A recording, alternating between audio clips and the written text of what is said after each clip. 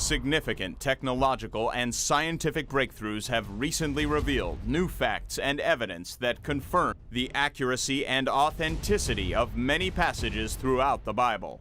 Unlocking Ancient Secrets of the Bible highlights these new technologies as well as recent archaeological finds to substantiate several stories, statements, and historical notations found throughout the Bible. Each example of this is presented by accredited scholars and experts in their fields. While not a review of the entire Bible, this documentary establishes the verifiable scientific truth of certain sections of the Bible that millions have already accepted on faith, but can now prove with hard facts as well.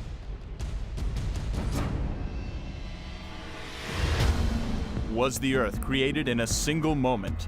Could Eve actually be the mother of all humanity? And is there hardcore scientific proof that Noah's great flood actually occurred? You're about to find out as we unearth some of the most spectacular evidence ever seen.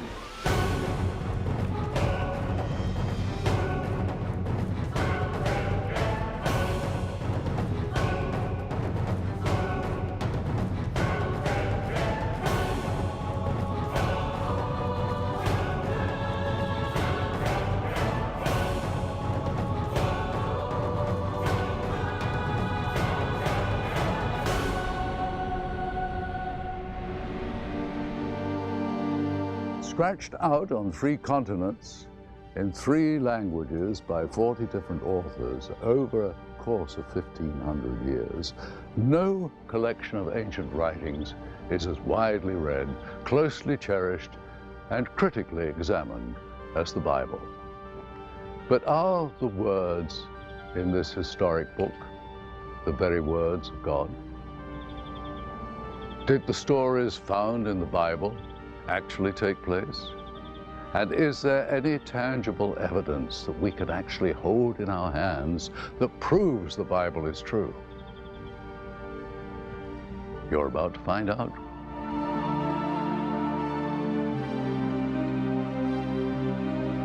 Appropriately, our investigation begins with the most famous line in written history. In the beginning, God created the heavens and the earth. But is this believable? Did an all-powerful God create the universe? What does modern science say about this question? Well, basically, you have to believe that matter has always existed, or it was created. Today, the evidence overwhelmingly supports the Big Bang theory. Imagine for a moment all that exists in the vast universe, every mountain range, every forest, every body of water, every distant planet, everything squeezed into a microscopic point of beginning. Scientists say the universe exploded and began from that initial point. As the universe has expanded, it's cooled. Anything that expands cools. And right now, the universe has a temperature of 3 degrees above zero. We detect this radiation as microwave radiation. Observatories at the South Pole measure the distribution of microwaves through space and provide information regarding the very early conditions of the universe. And so the Big Bang is not a theoretical idea, it's something we're observing and measuring. The best scientific evidence suggests the universe began, thereby confirming the words of Genesis. And there is compelling scientific evidence that this biblical story of Adam and Eve actually is history. Can every single human being, past, present, and future, trace their family tree back to an original man and woman? And the scientific community actually refers to this genetic Adam that they have found as the Y chromosome Adam, and they refer to the mitochondrial DNA woman as Eve, and this is referred to in the scientific literature as the Garden of Eden hypothesis. They took mitochondrial sequences from a number of different ethnic groups around the globe and determined that everyone has descended from one female. Could this female be Eve, the first woman created in the book of Genesis? The evidence is compelling.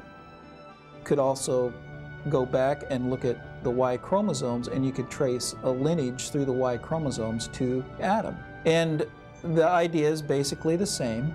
Looking at differences in the Y chromosome sequence, scientists did take a look at this. In fact, many have taken a look at this and determined that, yes, we all came from probably one individual. Here, our investigation moves from scientific conjecture to the flesh, blood, and bone of creation. What's interesting is that the apex, the climax of that creation, the last thing mentioned as created, after everything else is prepared for him, is Adam. And it says that Adam is created out of the dust of the ground and out of the breath of God. And what that tells us is that, yes, human beings are a part of creation like everything else. But it also says that we have, and that Adam had, a special relationship with God. According to the Bible, Adam was made responsible for all that was on earth and enjoyed an intimate relationship with nature. Although Adam walked in perfect harmony with creation, he was not complete. When Adam and Eve first met each other, God brought the woman to the man, and Adam seems to be ecstatic that he has found now a counterpart. And it's interesting because he finds her right after he's named all the animals. So it's fresh in his mind that there's nobody like him until he meets her. When Adam was created, he wasn't created like a robot. Adam had free will. So there was a question whether or not he would obey God or not. Ancient desert cultures highly valued the tantalizing taste of fruit. It's no accident the book of Genesis uses the image of a fruit tree to signify knowledge. They're at this tree of the knowledge of good and evil, and the serpent, who is named Shiny, Eve is smitten by him, and he tempts her. The serpent employed a strategy he would revisit. He questioned the reliability of God's word. And so now when the serpent is tempting Eve, the serpent says, oh, is it really true that, you're not supposed to eat of any of the trees of the garden? And then Eve says, well, let me put it straight. She says, we're not supposed to eat or touch of the tree of the knowledge of good and evil. And that's the function of the tree of the knowledge of good and evil, which God told Adam not to eat of. Here's the point. There's nothing really inherently evil about the tree of the knowledge of good and evil. What it involves is the question, will Adam obey God, even when he might not understand the reasons why?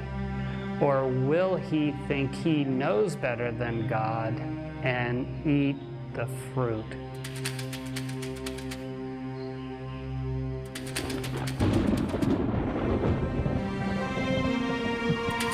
As punishment for their disobedience, God exiled Adam and Eve from the garden.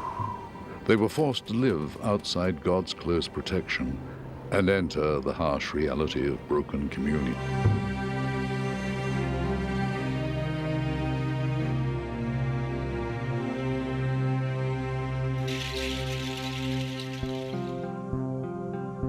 According to the book of Genesis, the fall from grace initiates a time of unprecedented evil.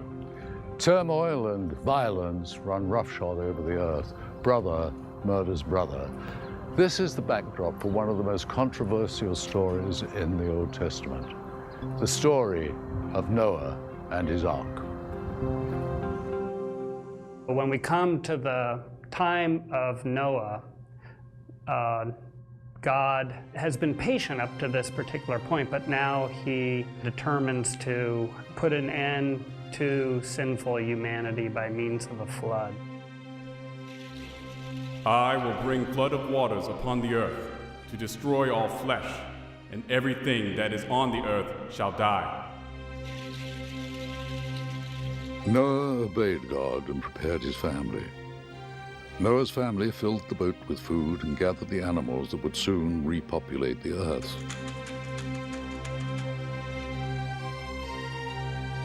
Initially skeptical, the people of Noah's day plead for mercy. It was too late, as God closed the door to the ark.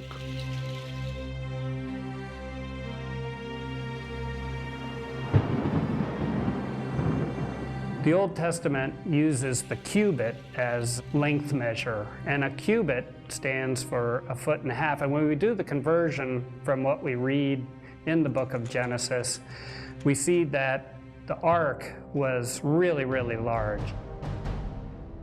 Conversions put the size of the ark at 450 feet long, 150 feet wide, and 75 feet high. But clearly, a catastrophic global flood would leave geological and anthropological imprints. And so, for evidence for Noah's flood, what we really look for is evidence of catastrophic processes, cataclysmic processes, operating on a regional, or maybe hemispherical, even global scale. And you know, the more we look, that's what we see. One thing you might expect is billions of dead things buried in rock layers laid down by water all over the earth. And that's exactly what we find in the geological record. A record of lots of things suddenly buried, including very large animals buried whole. How does the theory of a global flood fit with geological features like the Grand Canyon? Yet we tell different stories about its history. Now, the way the evolutionist is taught to think, the way I was taught to think, the way all of us are taught to think in our education, is that present processes have done it all. And so you see this 18-mile wide canyon and this little bitty 100-foot river down there, and that river is, I suppose, doing some erosion. At present rates, the river would take millions upon millions of years to carve out the Grand Canyon. But the creationist might say a different idea.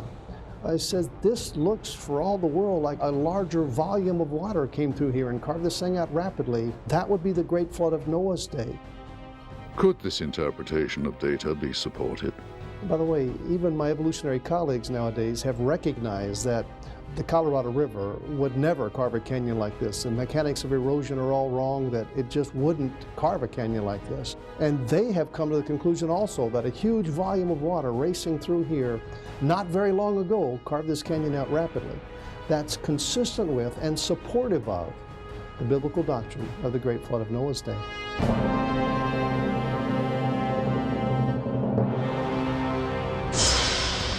Coming up, did the original Sin City, Sodom and Gomorrah, actually exist? And are there astonishing scientific predictions in the book of Job?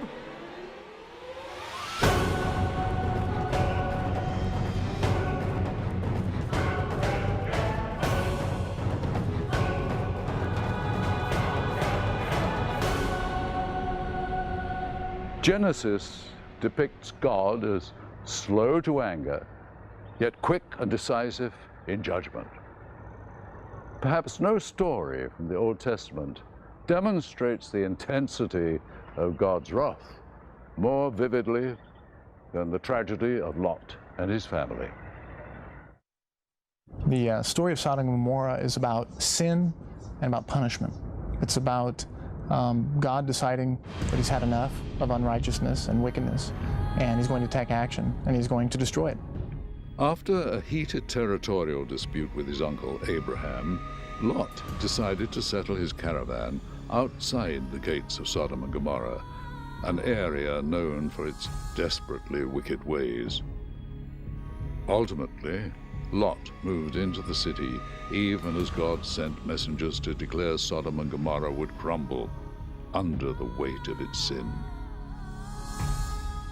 Lot had a pretty hard time in Sodom. Here he was among all these people who, by the accounts of the story, are pretty harsh to strangers, and he is a stranger, wanting to fit in, but not really succeeding. We can learn from that story. And so when the angels come to rescue him, the rest of the town hassles them. Lot's family fled in a mad panic. We get this one little piece of information that Lot's wife, for some reason, decides to look back just maybe in regret, or maybe do I really want to leave this place? And she turns into a pillar of salt. The most obvious explanation for the destruction of Sodom would be a seismic event, a large earthquake that unleashed a lot of material. The Bible talks about a lot of fire coming down and burning up Sodom, and the evidence at that site is that the buildings burned.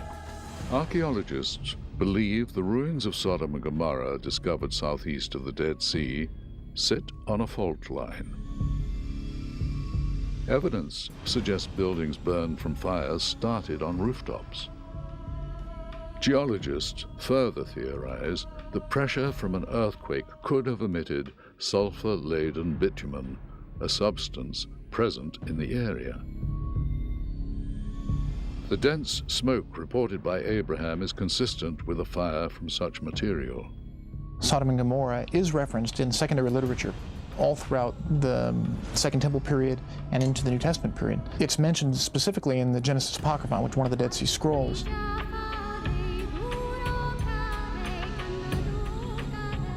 Next, we examine a story about a man who wrestles with the stubborn reality of evil in the world. Not only does his response provide readers a virtuous example, it suggests an awareness of the scientific laws that govern our universe. His name is Job. Job was a man that lived probably 3,500 to 4,000 years ago. We don't know exactly where he lived, but we know that he was quite wealthy, herdsman and a farmer, was very much blessed by God in terms of wealth and well-being, good family, excellent reputation in the community. At the beginning of the book of Job, the readers are introduced to a scene from the heavenly courtroom, where these figures called the sons of God, later we would think of them more as angels or as God's cabinet, so to speak, come to report to him about their activities. One of these figures, Satan, acted as both eager prosecutor and willing executioner. And Satan's appeal to God was, well, this man is so righteous because you've blessed him with so much physical well-being. And let me do an experiment. I'll take that all away, and I'll bet you that Job will rebel against you. And God says, you can do that, but don't take his life. And you know the story. Satan, with God's permission and consent, brings all of these physical calamities and disasters upon Job's life. So he loses his property, he loses his family, he loses his health. He's kind of driven to the lowest level. God has abandoned me, or so it seems.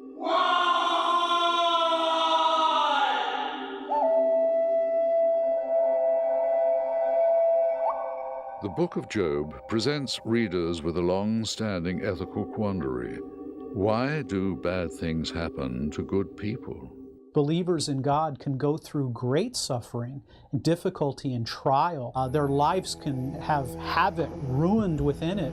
That doesn't necessarily at all mean that they have done something wrong or that God is bringing judgment. Trial and difficulty are often God's way of pruning a person's character. Not only does the Book of Job communicate valuable moral truths, but some scientists believe it speaks of future scientific discoveries.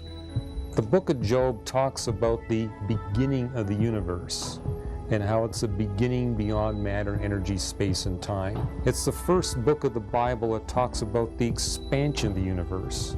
It was Fred Hoyle, the famous British astronomer, who said that the Bible is amazing at what it says about cosmology, that the universe is traceable back to an actual beginning of matter, energy, space, and time. How could a book written several centuries before the advent of modern science contain such mind-boggling information? One of the dominant themes you see in the book of Job is that it talks about God creating life in optimal form with optimal designs, but not just optimal life forms, but optimal ecological relationships. In other words, he creates carnivores to relate to herbivores So the carnivores are only able to kill off the weak, the dying, and the sick, or the unwary. Not so effective that they wipe them all out, or so ineffective they can't kill any. The ecological relationships are idealized. Scientists count up to 10 other scientific predictions suggested in the Book of Job. They cover issues in the field of meteorology, oceanography, the study of prehistoric animals and fossil remains.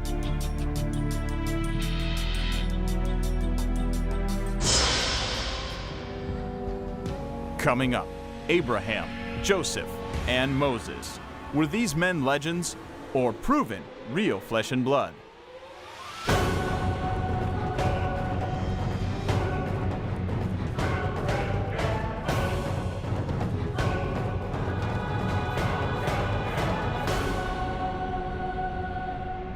In Job, the reader witnesses astonishing acts of faith. Although Job suffered unjustly, he refused to curse God and instead trusted God's mysterious ways. And speaking of faith, no man in the Old Testament demonstrated faith more fearlessly than Abraham. Throughout most of the story of Abraham's life, his wife Sarah is barren and unable to bear children despite however many years they've been trying to do so, and it's really a source of some frustration for them. How is it possible for Abraham to be father of a great nation when, after repeated effort and petition, his wife Sarah remained barren? The miracle of the promise to Abraham is that so many years go by and Sarah never gives Abraham a child. She's well into her 90s before she's said to conceive this child. And it's this miracle alone, the inconceivability of how a woman in her 90s can give a child to her husband, is the promise, once again, that God acts in history, that God keeps his promises. Abraham was rewarded for his steadfast faith.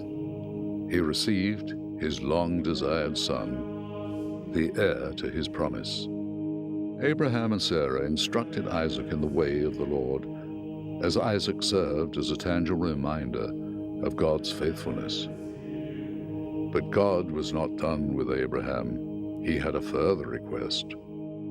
Abraham, confused yet unflinchingly faithful, prepared to obey God. Satisfied by Abraham's faith, God intervened to provide a substitute. Abraham, do not lay a hand on the boy. Now I know you fear God, because you have not withheld your son from me. Your descendants will be as numerous as the stars.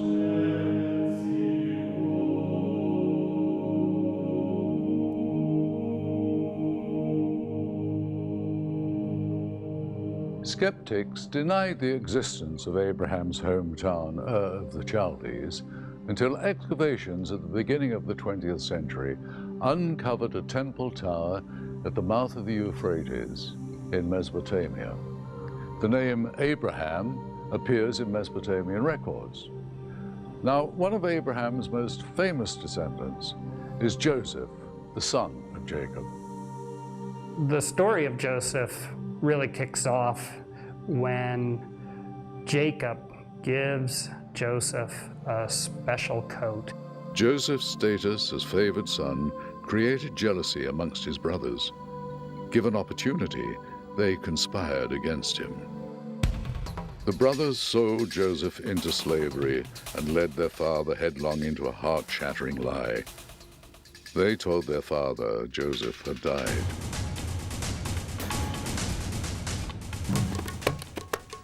Upon his arrival in Egypt, Joseph was sold into the service of Potiphar, a high-ranking Egyptian officer. Joseph prospered in the service of Potiphar until Potiphar's wife developed an appetite for Joseph.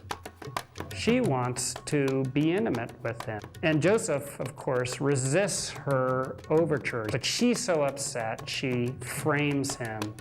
And this results in Joseph being thrown into jail. Jail was brutal, yet God was with Joseph during his time in bondage. A pivotal point takes place in the prison, and also is related to his gift of being a dream interpreter. While he's in prison, he's there with the chief cupbearer and the chief baker. The Pharaoh, troubled by recurring dreams, sought an interpreter. His cupbearer remembered Joseph and brought him before the Pharaoh. The Pharaoh provided Joseph the details of his dreams. Miraculously, Joseph interpreted the dreams as prophetic warnings of a coming cycle of famine. Relieved that he was able to prepare his kingdom in advance, Pharaoh rewarded Joseph by elevating him to second in command. Some critics have questioned the story of Joseph, arguing a foreigner could never achieve such high rank in the Egyptian court. But the evidence says otherwise. We do know of people of foreign origin adopting Egyptian ways and making it right up to the top of the Egyptian administration. Joseph's story is all the more remarkable as he was a Hebrew living in an Egyptian world. Now, in time, there emerged a generation of Egyptians who were unfamiliar with Joseph's good works. In fact, the Pharaoh grew threatened by the ever-increasing presence of the foreign Hebrews. In a fit of frightful paranoia, the Pharaoh decreed that the midwives should drown the children of the Hebrew captives in the muddy waters of the River Nile. It is out of these bleak circumstances that we get the story of Moses, the visionary lawgiver. Amram and Jochebed, the parents of Moses, put him in this little ark, this little boat made of rushes in the Nile, and then led his fate up to God. God was certainly kind, because it was the daughter of the Pharaoh who picks him out of the bulrushes. And that's what Moses means, drawn from the water. And then he became a prince in the house of the king. Moses was tutored and trained in Pharaoh's court, where he became learned in the esteemed knowledge of the Egyptians: mathematics, philosophy, medicine, and architecture.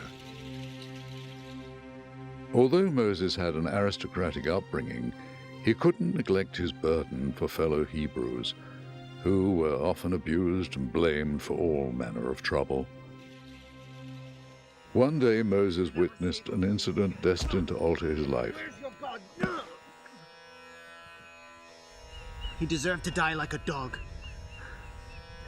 These people... Filled with righteous indignation, Moses exacted revenge. Stunned, Moses buried the body and his crime beneath the hot desert sand. Moses is now a marked man, of course, after he had murdered this taskmaster. And so he goes into the Sinai Peninsula.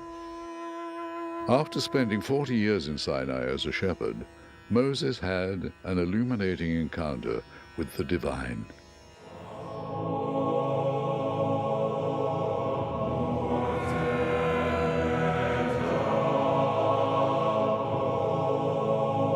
The exodus of the Hebrews from Egypt begins with a miraculous escape from Pharaoh's feverish pursuit.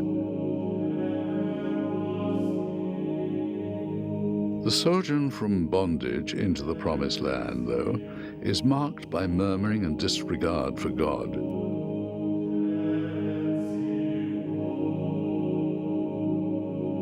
Moses is called upon again to deliver a corrective message to the unruly people.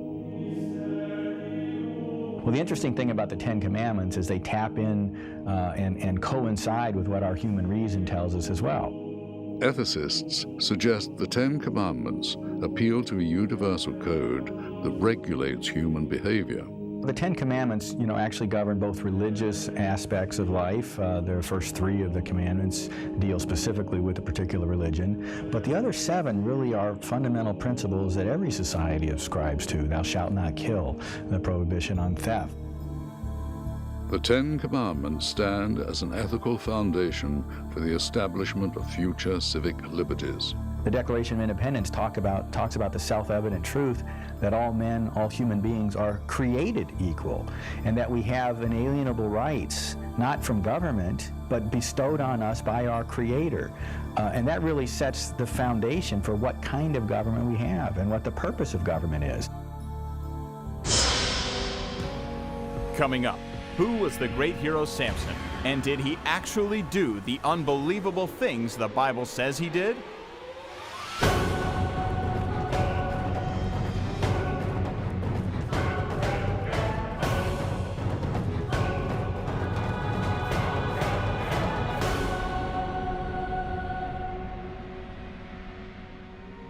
The world over, Moses is celebrated as a courageous visionary.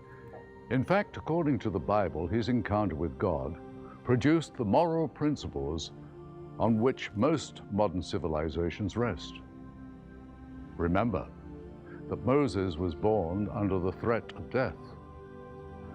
Our next hero has more promising beginnings.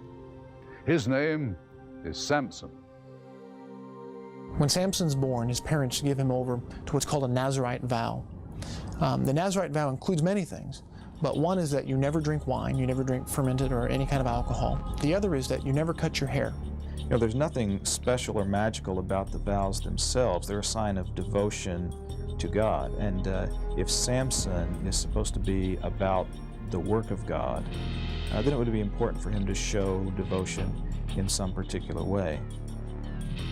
In a time of brutal oppression under Philistine rule, Samson emerged as a leader of great physical strength. The book of Judges, a judge is a military hero and a charismatic leader, somebody who shows a particular ability to fight and to lead others in battle against Israel's enemies.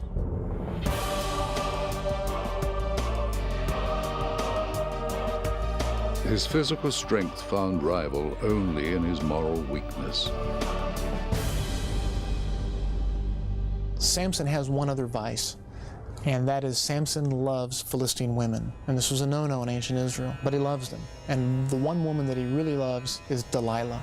Philistine lords realize how devoted Samson is to Delilah. They use her as a kind of spy to find out the secret of his great power. Delilah was pressured into action. On several occasions, Delilah presses Samson to tell her why he's so strong. Samson thirsted for Delilah. And at first he lies. He does not reveal the truth about his Nazirite vows. And in the end, he doesn't even quite come clean, but he tells her that the secret of his power is in his hair. And if his hair is all shaved off, then he will become as weak as any man. She passes this information on to the leaders of the Philistines.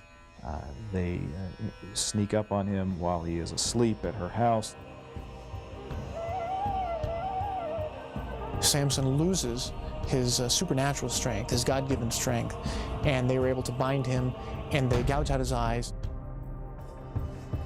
Samson gets his power back really by praying for it, by showing devotion to God, by asking God. God restores his strength. Samson topples the temple, and as the story says, he kills more Philistines in his death than he did previously in the rest of his life.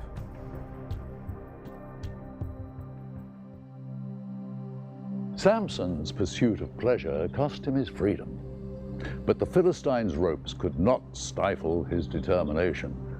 Today, the world looks for leaders who combine the courage and strength of a person like Samson and with the wisdom and judgment of a sage. All of those qualities can be found in our last hero, David. God sends Samuel to Bethlehem, to the family of Jesse, to anoint David to be the next king.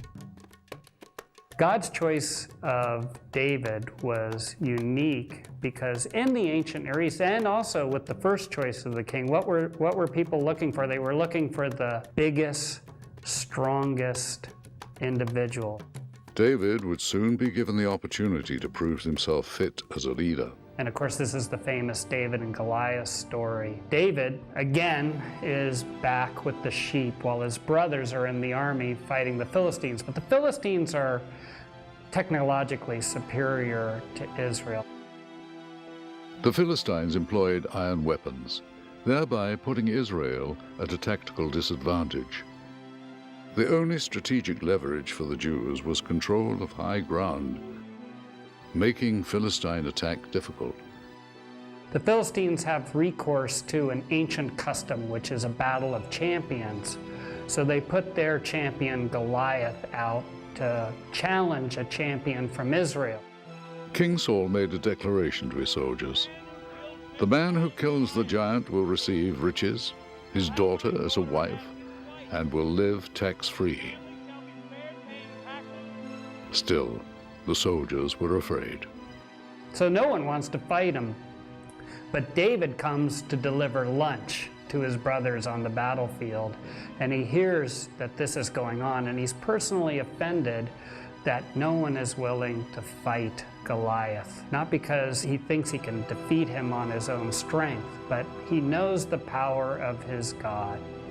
And so David takes the challenge and does what no one else is willing to do, and that is face Goliath.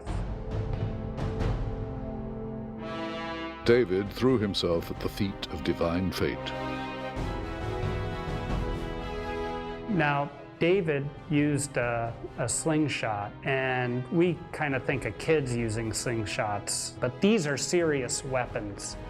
Armies use them. As a matter of fact, within the army of Israel, the Benjaminites were particularly adept at the sling.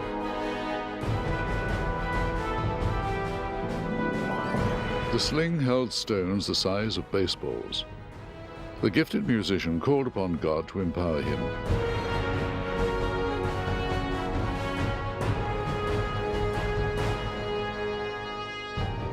Skeptics long argued that David was a legend contrived by a band of inconsequential nomads, until 1993, when archaeologists digging at Tel Dan in northern Israel discovered a stone slab on which David's name is inscribed, thereby becoming the first archaeological reference to David outside the Old Testament.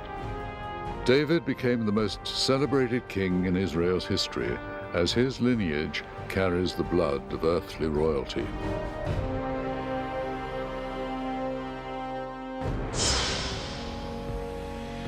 Coming up, what did scientists dig up in the 1960s that proves the Bible's accuracy?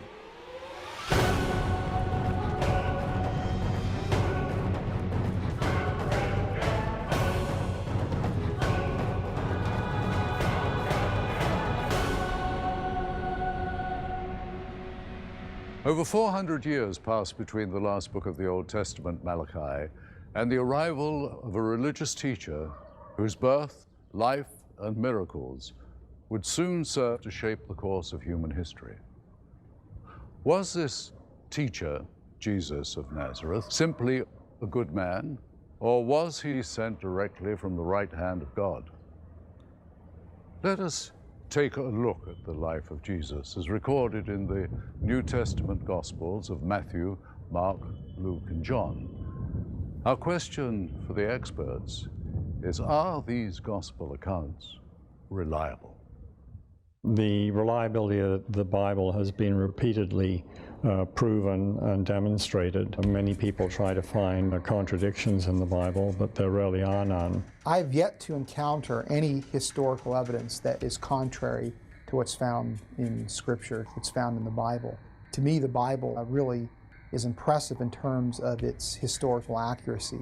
As archaeology continues to uncover new evidence and as more manuscripts are discovered, the whole trajectory is that the biblical authors were very reliable in how they presented the history. The usual rule is the farther removed you are from events of the first century, the hazier it ought to become. Because of archaeology and because of 2,000 years of excellent biblical scholarship, the opposite is taking place. We're getting a clearer and sharper image of what's happening.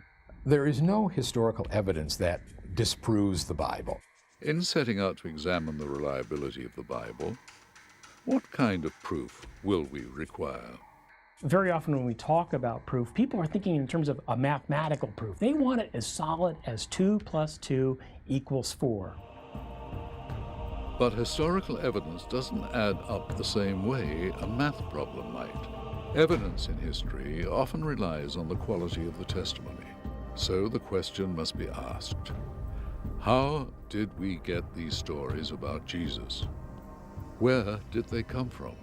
Everyone agrees there was a period of orality when the gospel stories were passed down orally from community to community, mouth to mouth, if you will, as opposed to being written down, and that process took a few decades. But it was in a Jewish context in which they were used to reciting prayers that they had memorized. If this story about Jesus and his teachings had not been important, they would have been lost a long time ago. So they passed on these traditions. People heard Jesus tell a story. They saw Jesus work a miracle. They remembered, they shared, they turned that story over in their minds. The discovery of the Dead Sea Scrolls in the 1960s provided scholars an opportunity to measure copying accuracy. The scrolls, believed to be from the 1st century AD, contained an excerpt of the Old Testament book Isaiah. Scholars compared the Isaiah fragment with the next available copy from the 9th century. The results are startling. 99.9% same text in both. So this idea that the copyists have, totally changed scriptures just does not work.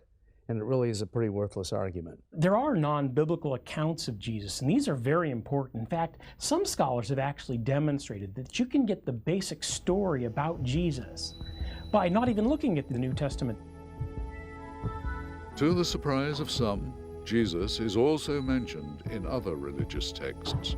When we look at the broader field of religion, and we consider writings from the Muslim world, the Quran, or from the larger Jewish world, the Midrash, Talmud, that we discover that Jesus is also featured in those writings as well.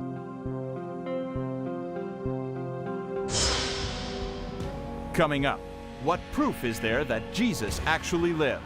And is there any evidence that he actually performed miracles?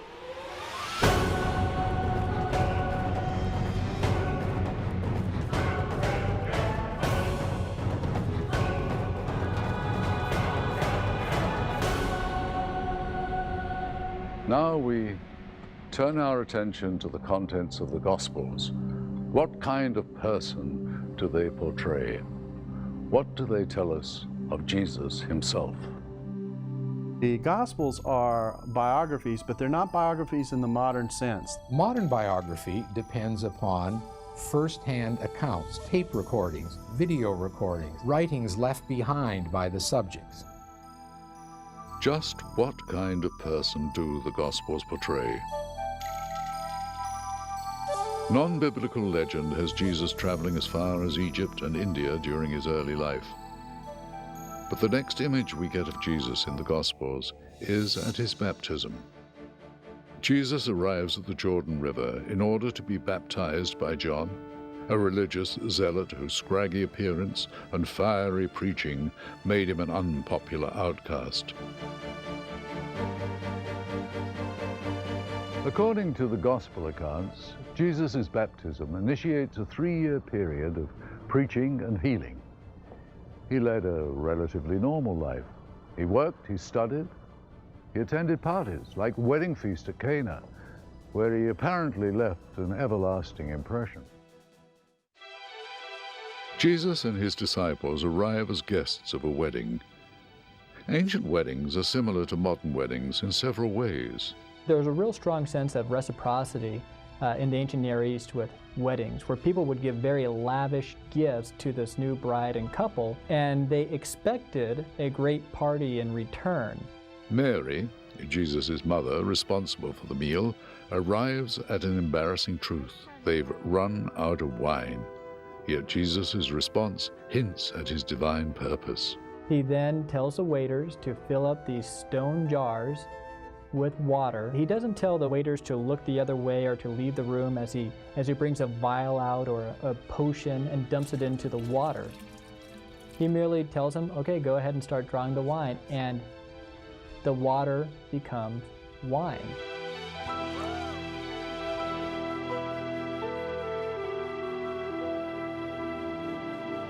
Archaeologists have found pieces of large stone jars of the type the Gospel says Jesus used when he turned water into wine at a Jewish wedding in the Galilee village of Cana. This church at Cana is believed to be the site of Jesus' first miracle.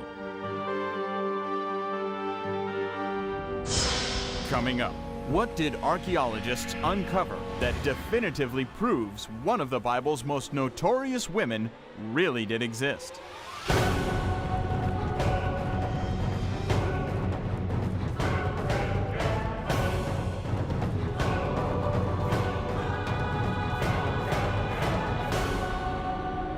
The Gospels tell us that as Jesus walked the region, healing the lame and preaching the forgiveness of sin, an evil plot against his cousin John the Baptist was unfolding. John the Baptist had apparently offended Herod Antipas, the ruler over Galilee, and Herodias, his niece and new wife, by publicly denouncing their relationship as wicked. Herodias conspired with her daughter Salome to silence John the Baptist once and for all. Herod's birthday celebration provided a perfect occasion for their devious plan. Evidently, the floor show was dull, and so his dear second wife, Herodias, in order to liven things up, had her dancing daughter, Salome, come out and do some sensuous dance, which evidently turned Herod's head. And so he says, ask what you will, and it's yours, even to the half of my kingdom. And so Salome, instead of doing the logical thing, asking for half of his kingdom, asked for the head of John the Baptist, who was in prison at that palace.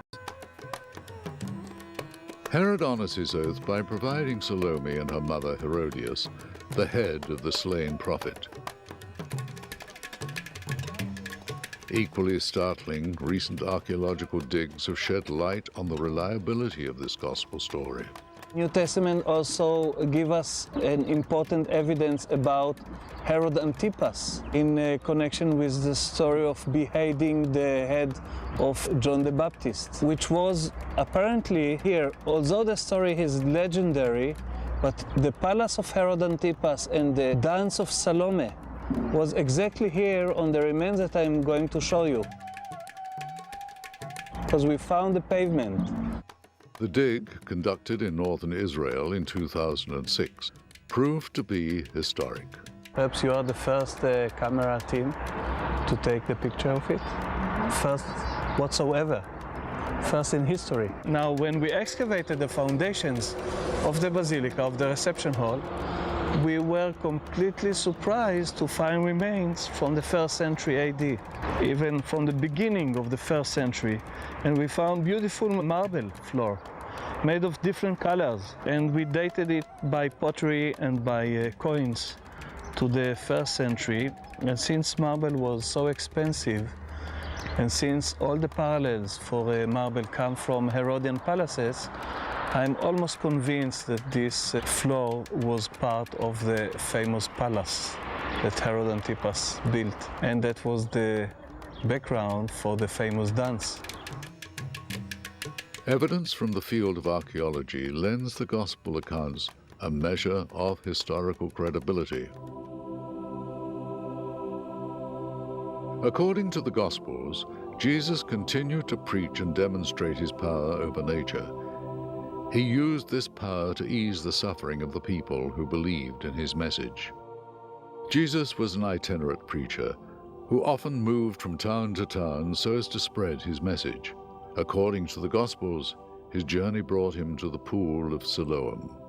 Blind from birth, the man visited Siloam in the hopes of receiving a miracle. The Jews believed an angel might appear at the pool, stir the waters, and offer divine healing. According to the Gospels, the man believed in the possibility of healing and received it at the hands of Jesus.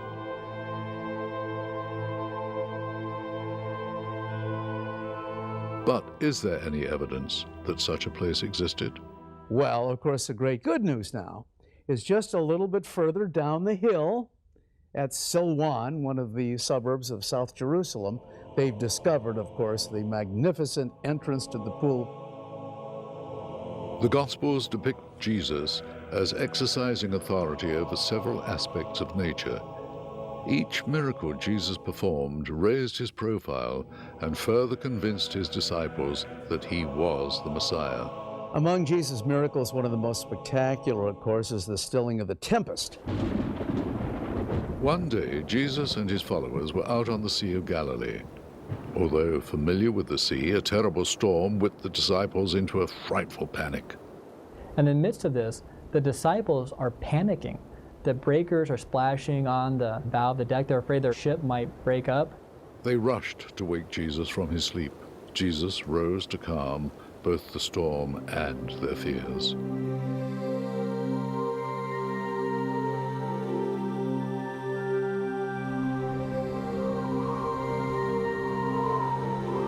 Again, this is a very strong statement of his authority, that all of creation must respond to his spoken word because he is their creator.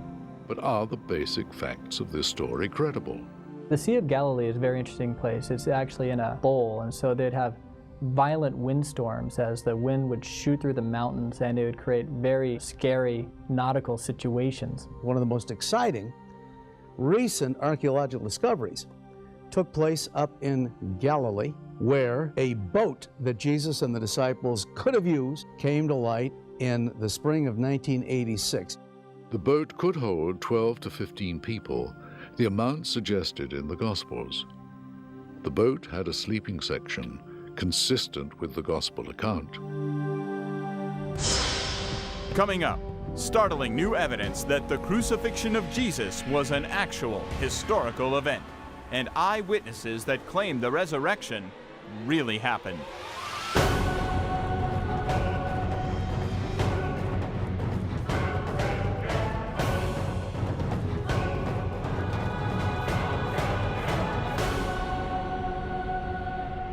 The tragic events of the final days of Jesus' life parallels the outline mapped out by the Old Testament prophets. The Passion of Christ, as it is called, has captivated billions for centuries with its heartbreaking depiction of Jesus' final hours on earth. Over the years, many have become skeptical about the story of the Passion. Some claim its infamous characters such as Pontius Pilate and the Jewish high priest Caiaphas never even existed. Others suggest that the resurrection was an elaborate hoax. What do our experts say?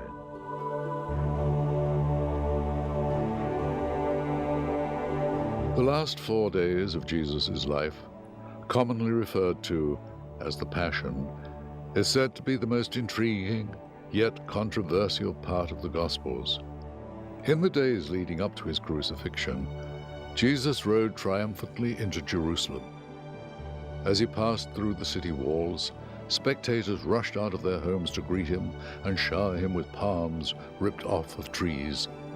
This would later become what we commonly know today as Palm Sunday. Word of Jesus' arrival spread quickly to the Jewish high priests of Sanhedrin. They saw the popular Galilean as a serious threat to their control of the Jewish people. Caiaphas, the most skeptical and cynical of the Sanhedrin, conspired with the rest of the council to put an end to Jesus' ministry. In the story of the trial of Jesus, there's this fellow Caiaphas, the high priest. In the early 1990s, a significant archaeological discovery was made in an excavated tomb within the city of Jerusalem. A series of small boxes called ossuaries were found. Once the body of a loved one had completely decomposed, the family would gather the remains and place them inside one of these bone boxes. And in order to remember whose bones are put in which box, they would scratch the names on the end of the box. So when this tomb was excavated, they actually found the name Caiaphas. Among the bones they found in the box were those of a 60-year-old man. The name and date inscribed on the ossuary remarkably matched the description and time of Jewish high priest Caiaphas from the Gospels. So do we have the bones of the high priest Caiaphas, who was the person mentioned in the trial of Jesus? Very likely.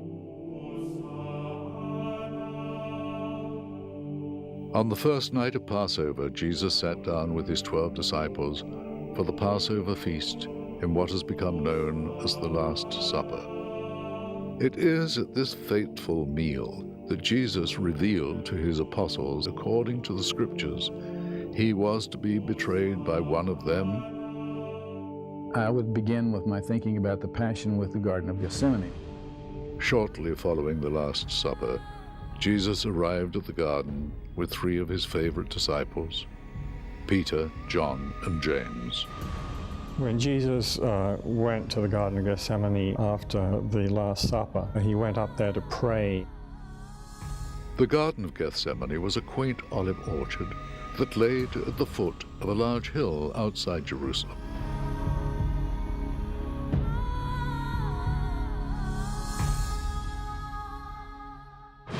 As the disciples slept and Jesus prayed in the still night, Judas crept into the garden along with a soldier dispatched from the Sanhedrin. Judas prearranged with the soldier that he would mark Jesus with a kiss of death.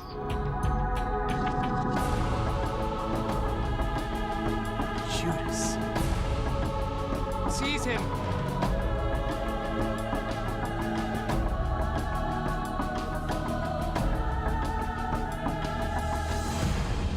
Jesus was brought before the Sanhedrin at Caiaphas' house.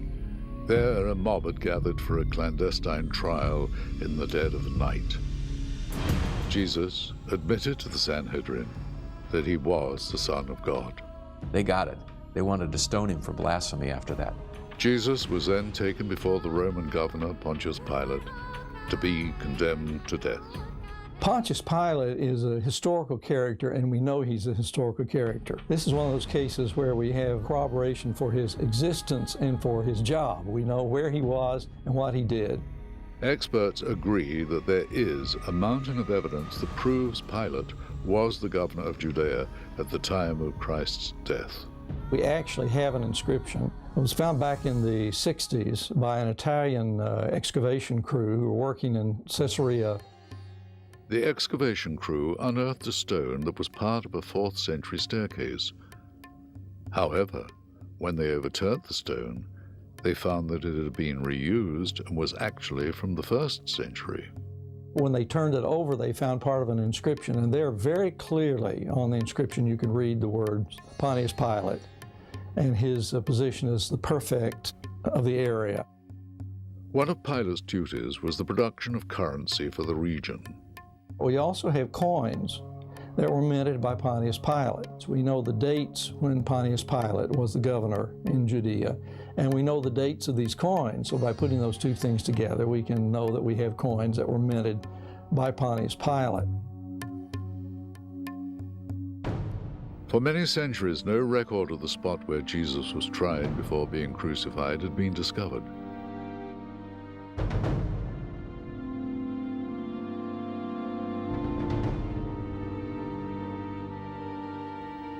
It was here that Jesus was sentenced to be scourged.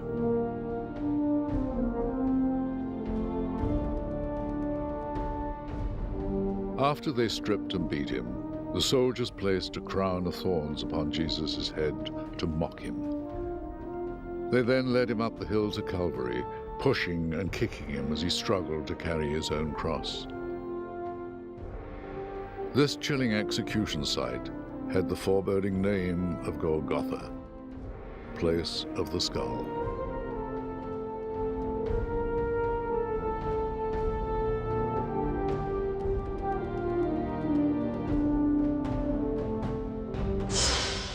Coming up, could Jesus possibly have survived his brutal crucifixion and merely pretended to rise from the dead? Or is there scientific evidence that proves otherwise?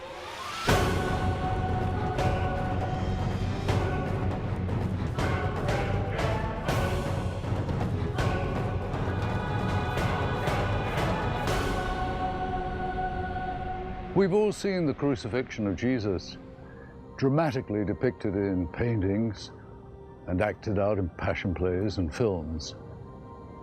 But how does one go about this traditional form of barbaric execution? We have lots of literary evidence of the use of crucifixion. Jesus was not the only person to ever be crucified, but it was relatively common. It was a horrible execution and usually used for what considered to be particularly horrible crimes. The cross used in Palestine at the time was most likely what they call a Tau cross, and what he would carry would be the horizontal beam only. The vertical part was already in the ground. As Jesus struggled to climb the uneven, rocky streets of Jerusalem, his physical condition deteriorated. Jesus was close to death, in effect, when he was carrying the crossbeam up to Calvary. As the blood volume goes down, the blood pressure goes down, so the heart rate increases. And we can see evidence of this as Jesus is carrying the cross up to Calvary. He is unable to take it all the way. Once Jesus reached the top of the hill, he was thrown on the ground and his arms were stretched across the horizontal beam for nailing to the cross. Contrary to popular belief and depictions of the crucifixion, the spikes used to fasten Jesus to the cross were not nailed through the hand. A nail through the palm of the hand could not support the weight of the body.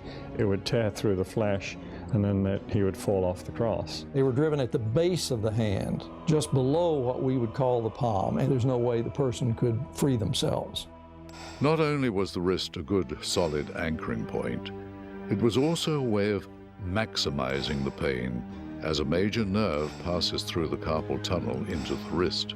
That nail, as it's driven through, crushes the median nerve, which causes excruciating pain because it's worse than you bumping your elbow or your funny bone. Well, that's nothing compared to what would happen if you imagine just bumping the ulnar nerve, how much worse it would be if you took a pair of pliers and crushed the ulnar nerve. Every time Jesus pushed up to relieve the weight of his body so that he could breathe, the nail would rotate on the raw end of the nerve, causing incredible pain.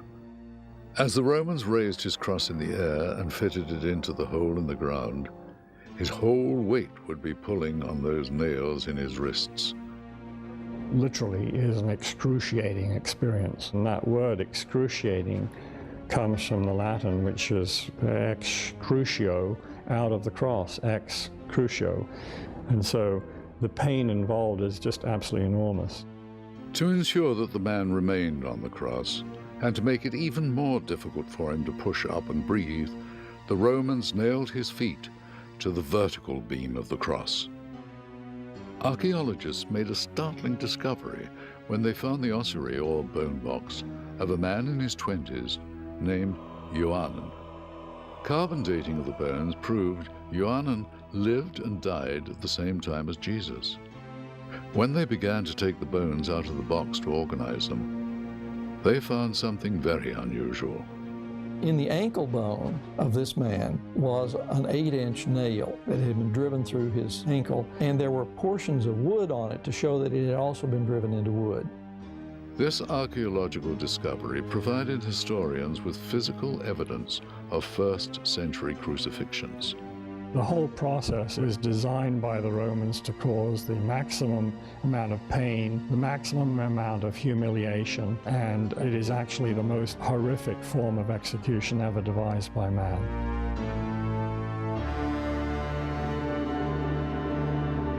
Skeptics believe that Jesus actually survived his crucifixion and that he faked his own death in order to fulfill the Old Testament prophecies.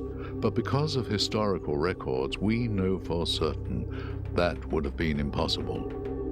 Now, some people try to say that Jesus swooned on the cross and somehow got off the cross alive. Well, first of all, if a person who was being executed by the Romans was not dead at the end of the process, the people in charge of the execution themselves would be executed. But secondly, from everything that I've described about the medical process, there is absolutely no possibility that he could have survived that. He was absolutely, positively, absolutely dead at the time he came down off the cross. Any idea that is otherwise is completely absurd.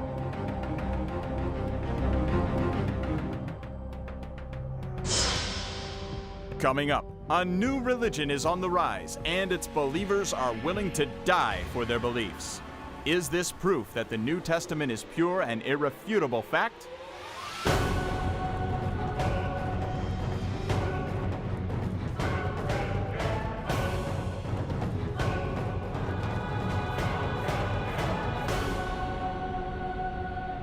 After confirming his death, Jesus' family and followers were anxious to give him a proper burial before sundown and the start of the Sabbath.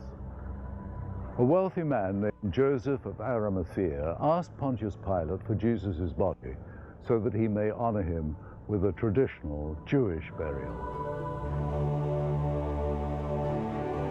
Joseph had recently contracted for his own tomb to be carved out of a large rock, and it is there that he laid Jesus to rest. A first-century tomb is easy to spot. We have many examples, archaeological examples of first-century tombs. A heavy, wheel-shaped stone was rolled over the entrance to the tomb, and a Roman guard was placed on duty as the Sanhedrin were concerned that Jesus' disciples would steal his body and claim he had risen from the dead. They were sealed on the front. They had a very small opening in the front. You had to bend over to go into the tomb, and the first thing you saw was a big room, an anteroom, and then you saw other rooms that led off to the sides where burials would take place. On Sunday, Mary and Mary Magdalene brought spices and oils in hopes of anointing Jesus' body, but when they arrived at the tomb, they discovered that the rock had been rolled aside and the tomb was empty. Mary and Mary Magdalene were startled by an angel who told them that Jesus of Nazareth had risen from the dead. He instructed them to alert Peter and the disciples that Jesus will meet up with them in Galilee. Women were not considered to be reliable witnesses in a court of law. It is unusual then that the first line of witness and testimony to the resurrection of Jesus comes from the women in the Gospels. The testimony of a woman in the first century was not even valid. It was worthless in a court of law. If the early church was inventing the resurrection, it surely would not have chosen women to be the first line of defense. It is almost a sure thing that the tomb was actually found empty. The original Jewish polemic against the resurrection assumes that the tomb was actually empty. Having risen from the dead, Jesus first appeared to Mary Magdalene. Master! Later, he appeared to two strangers who didn't recognize him.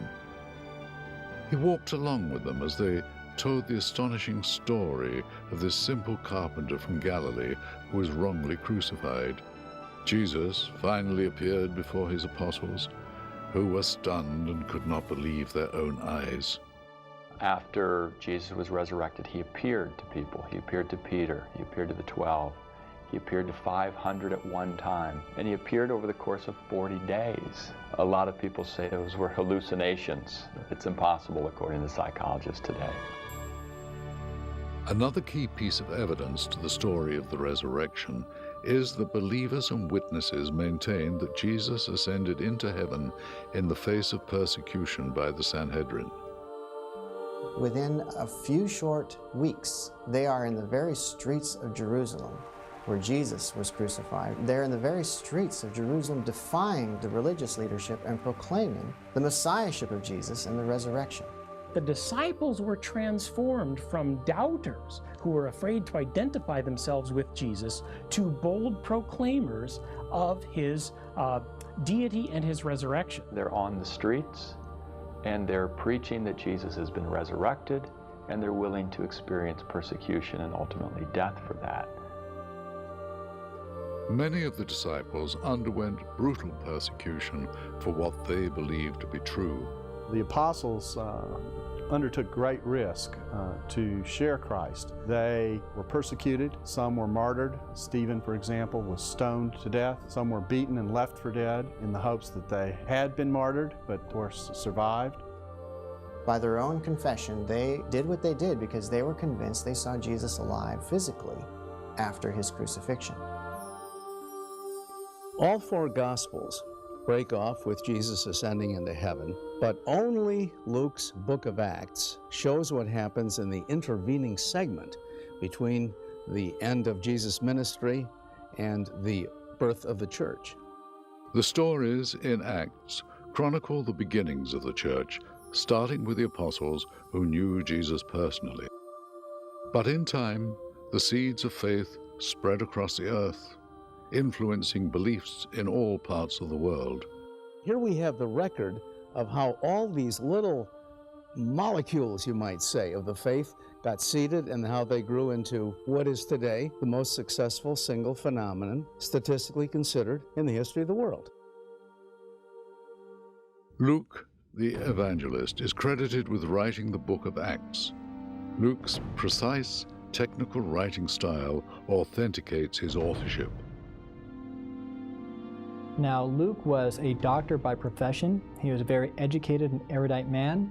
And if you look at the language of Luke and Acts, it was written like a Greek classic. The nice thing about the book of Acts is the absolute realism.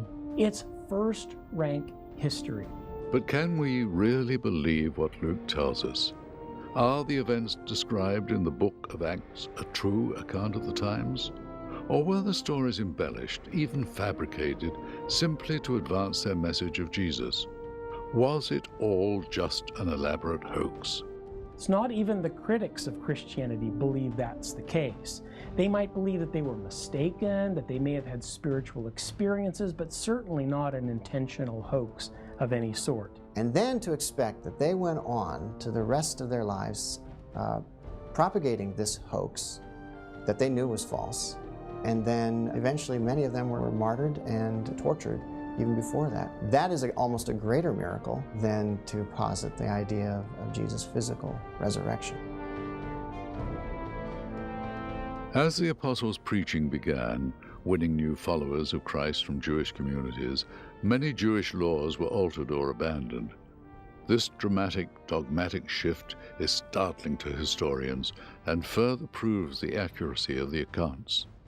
It is quite striking then when you look at the practices of the early church in a Jewish context as well as moving on into the Gentile world, where significant aspects of the Jewish beliefs and practices were altered in the name of Jesus. Circumcision isn't as important. Eating with Gentiles is okay now. Eating foods that aren't kosher is okay now. You also have the transference of the Sabbath from Saturday to Sunday. These are drastic changes for a Jewish group of people. The only way to explain that is that something happened. Does this Jewish conversion phenomenon give credence to the scriptures? Many believe that their change was only possible if Jesus had actually been resurrected. Rather inexplicable if Jesus had remained in the grave. It makes a lot more sense why these Jews would make these huge shifts if they actually encountered him alive after death. Something would have had to have happened in their midst of monumental proportions. Although their message was changing lives, the apostles soon learned that spreading the gospel came with a price. It wasn't long before Christian persecution began. Just like Christ suffered to make the gospel possible, the apostles suffered to make the gospel available. They were persecuted horribly for the stance that they were taking with regard to the resurrection of Jesus. Now, I don't know about you, but if it were me, at some point I would say, stop, it's a lie. We made this all up. But they didn't. They died for this. This is one of the reasons the gospel is very likely to be true and authentic, is because here were people willing to give their lives for something they believed in. The first to fall in the name of Christ was a young man called Stephen. Stephen was a deacon in the Hellenistic or Greek-speaking faction of the early church. He was a servant, he was an administrator, he was to be a peacemaker, and ultimately became a martyr. They dragged him in before the council. Stephen gave an impassioned speech. Eventually they took him outside and they stoned him to death.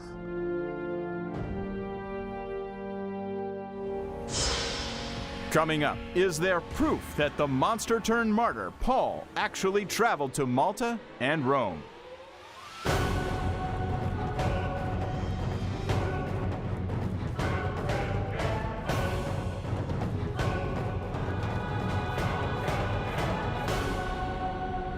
This tragic martyr's tale has a peculiar twist. One of Stephen's persecutors, a man present at his very execution, would go on to become the most important member of the early church and the focal point of the book of Acts. He was a Pharisee from Tarsus, and to the early Christians he was the epitome of cruelty and intolerance. His name was Saul. He was a real flesh and blood man from history and is credited with writing a large percentage of the New Testament. Saul's passion for the Jewish law induced pure hatred for the apostles and all they stood for. His persecution of Christians made him famous, and his brutal methods made him infamous. He was known to the early church as a bloodthirsty persecutor, and Paul's biographer, Luke, also tells us the same thing. To stop the spread of Jesus' message, Saul wished to shackle the Christians in chains and transport them to Jerusalem as prisoners. His siege would begin in the city of Damascus. So he was traveling to Damascus and almost to the city, and suddenly a light shone from heaven all around him. He fell to the ground, and he heard a voice saying, "Saul, why are you persecuting me?" And he says, "Who are you, Lord?" He says, "I am Jesus, whom you are persecuting. But get up, go into the city, and will be told what will be done with you there." So he did get up, but he found that he was blind and he had to be led into the city. They brought him to the house of Judas on the street called Straight, and then the chief Christian in Damascus, his name was Ananias, was told to go baptize him. And of course, Ananias must have said, "You've got to be kidding, Lord. Here's the chief persecutor." But then the Lord explained he's going to be my missionary to the Gentiles. So he did. Baptized by Ananias, Saul regained his sight, changed his name to Paul, and dedicated the rest of his life to serving Christ. He would challenge the religious convictions he once fought so brutally to protect. But was this dramatic conversion plausible? Was a vision of the risen Christ the reason behind Paul's sudden transformation? Something turned him around from being an arch enemy to this arch proponent of the gospel.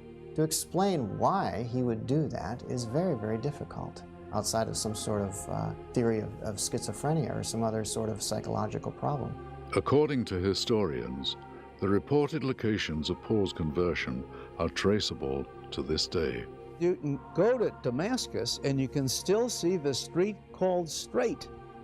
In Arabic, it's called Darb el-Mustaqim, the straight way. They will even show you what is presumed to be the chapel of Ananias where Saul received his sight.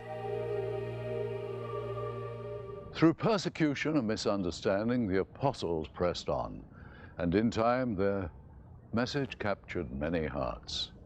Churches began sprouting up all across land as communities gathered to worship the new Messiah.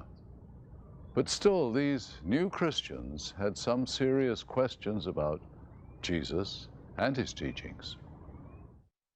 They need to know how their lives should be conducted, what their faith should be, and even though they've gotten this by oral tradition, it's good to have some written documents that remind them and reinforce them of this. Sometimes there were big theological disputes that were raging in the church. Paul and the apostles faced this problem head-on, crafting a series of messages that would become the book of letters. These ministerial missives would prove nearly as influential as the Gospels themselves. The letters, the epistles, were written to answer very practical questions that were arising in the various churches in regard to how to live the good Christian life. Coming up, ancient art is evidence of St. Paul's journey to Malta, described in the Bible.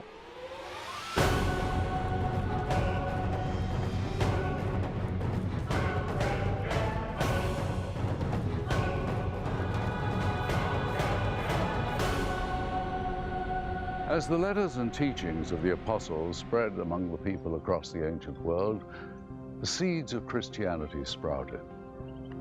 But for Paul, his fate would be far from flowery. Like Stephen before him, his tireless preaching of Jesus' death and resurrection brought about his own arrest, trial, and execution. But not before Paul journeyed here to the island of Malta, where, according to the Bible and historians, he performed some of his most miraculous deeds. In the Roman Empire, preaching Christ's message meant gambling with your life. Paul was eventually arrested, and the reasons for his arrest are probably very complicated. Jewish authorities would have wanted Paul arrested because Paul and the followers of Jesus were emerging as a very powerful new religion and were threatening and competing with Judaism. The Romans would have wanted Paul arrested because the Romans remembered that the founder of Christianity, Jesus, had been tried and killed as a criminal. So Paul would have been arrested for what we would call both religious and political reasons. But even as the cell doors slammed behind him, Paul's ministry did not end. He continued drafting letters and preaching the gospel to anyone who would listen. He was able to speak with even greater authority, writing from prison, because now he was a prisoner from Christ. He had nothing to gain personally, but only additional hardship and suffering by proclaiming the gospel in prison. Recent archaeological findings in Israel verify the details of Paul's prison letters, down to the very design of his holding cell. And the two holding cells represent beautifully the life of St. Paul in Caesarea, in the prison. It was a shock to find it. It's a beautiful discovery, because it may explain how St. Paul was able to write his letters in the prison. These ruins bring Paul's letters to life, confirming the description of his encampment and reinforcing the authenticity of his story. The windows faced the street on the other side of the wall, which means that the prisoners got their food and supply from their relatives or friends from the outside world. And if you read the story about St. Paul, this is exactly the case. Paul continued this cell block ministry until finally deciding to appeal his case to the ruler of Rome. This would send him on his most hazardous journey yet. He appealed to Caesar, saying, I am a Roman citizen and I have this right to appeal to Caesar. And so he went through this appeals court and eventually was sent on a ship to Rome. And travel wasn't exactly safe in this ancient period, particularly by sea. So Acts 27 has the story of a very perilous sea journey that Paul undertook while he was under arrest. And while he was on this ship, a violent northeaster, as they called it, came down and caused hurricane-type storm. And so again, you have these seasoned sailors who are on this boat. They are frightened, they are scared, and they are convinced that they will die. But then Paul has this vision in which an angel tells him, don't worry, Paul, everyone here is going to live. So eventually the boat crashes against some rocks outside of Malta. Everyone grabs a piece of scrap wood, they paddle to shore, and everyone lived. And that prophecy came true. While the ship's crew made their repairs, Paul began spreading his message to the Maltese community. Reportedly living in this cavern, known today as St. Paul's Grotto, Paul preached the gospel to the islanders who had never encountered Christian teachings before. Paul takes advantage of his downtime, so to speak, and preaches and proclaims the gospel. As entranced as the Maltese people became at Paul's words, his deeds astounded them even more. The scriptures state that Paul began healing all the sick in their community, and he himself survived a deadly snake bite right before their eyes. But that wasn't the only impression left behind. Scholars claim that this image, a portrait of the baby Jesus and Mary, was painted by the Apostle Luke during his stay with Paul on the island. Pilgrims have flocked to this spot, called the Grotto of Our Lady, for centuries. Many claim this painting is undeniable proof that the disciples were indeed shipwrecked here. But whatever the relics signify, there is no denying Paul's influence on the island of Malta. His conversion of their community demonstrates the true power of faith. But Paul's final obstacle was one even he could not overcome. Upon arriving in Rome, he was living on borrowed time. Following 2 years of imprisonment, Paul would stand trial before the Emperor Nero. And as a final testament to his extraordinary faith, Paul would be executed by beheading. And the relics of that sacrifice, the beheading column and a bone from Paul's arms, are kept here at the Church of St. Paul's Shipwreck in Malta. The parishioners of this church, along with all the Christians of Malta and everywhere else Paul's influence has spread, are a living testament to the life of this hallowed disciple of Jesus. Paul's influence on modern Christianity cannot be overestimated. What we have to say is that without Paul, we would not know Christianity and the church as we do it today. The Acts and Letters of the Apostles are more than a collection of missions and missives. They provide concrete evidence tied to historic and geographical records which prove the validity of the disciples' journeys and the faith that guided them past overwhelming obstacles. In the midst of that persecution, the church is established and becomes, in a very short period of time, this dominant force in world history. These writings aren't just important to history. Passing through centuries, empires, and languages, the Acts and Letters of the Apostles remain vital and impactful to this day. Contrary to the Bible's detractors, recent scientific discoveries have actually provided more evidence to support the Bible's authenticity and accuracy than to discredit it. It was science that led me to recognize that a creator must exist. The reliability of the Bible has been repeatedly proven and demonstrated. Many people try to find contradictions in the Bible, but there really are none. According to the testimony from our experts, it appears that the Bible is actually enriched with facts and may very well be historically accurate. The question remains, however, should Bible stories be counted as history or legend? Only you can decide. However, our quest for truth will never be over. Like life itself, it is to be continued. Thank you for watching.